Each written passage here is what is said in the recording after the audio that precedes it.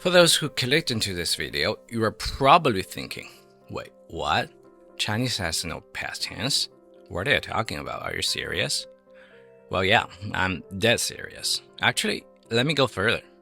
Not just past tense. There's no tense at all in Chinese. Forget about whatever your teacher told you. The concept of tense doesn't exist in Chinese. Now you might be thinking, if there's no past tense, then how do I say I ate an apple in Chinese? Well, every language has a way to express something like that, and Chinese is no exception. It's tenseless, not timeless. So how to do it? Simple. You just add yesterday or last week or 2 hours ago and done. End of story. No, I'm kidding. It's not that simple. What I'm trying to say is, grammatically, Chinese doesn't really care when something happens. It focuses more on whether something is done or not. Is the action completed? Is it ongoing? Or has it ever happened? That kind of things. For example, I bumped into this sentence the other day. 当我第一次听这首歌时，我没有懂了一半歌词。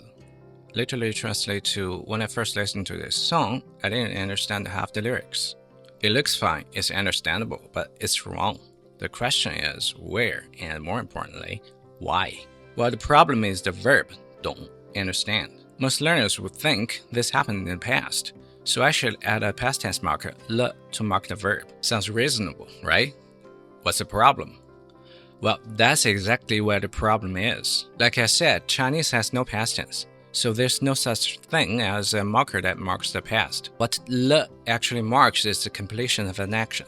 It has nothing to do with time and everything to do with whether something has been carried out to completion. So here's the thing. If you didn't understand the lyrics, then the action of understanding was never completed, right? 了 marks completion. You can't mark something as completed if it never happened. That's contradictive. That's why 了 cannot be used together in negation, at least not in this usage. If we're forcing an English comparison, 了 is closer to the present perfect.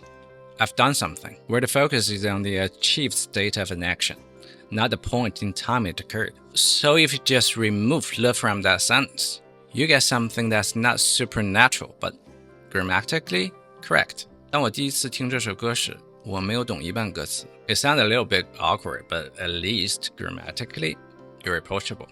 And if you look at the whole sentence, there's not a single marker like 了 or 过 anywhere. Yet it's clearly talking about the past. That's exactly the point. Chinese has no grammatical tense. Time is conveyed through context and time words, not through the verb itself. If you still don't believe me, here's another example. How do you say you can depart after you have eaten breakfast tomorrow in Chinese? Pretty sure it can be said, 你可以明天吃了早饭后出发. Here, 了 is sitting right after the verb 吃, eat. Signifies have eaten. After you have your breakfast, you can go. And this is obviously something happening in the future. See, 了 here has nothing to do with the past.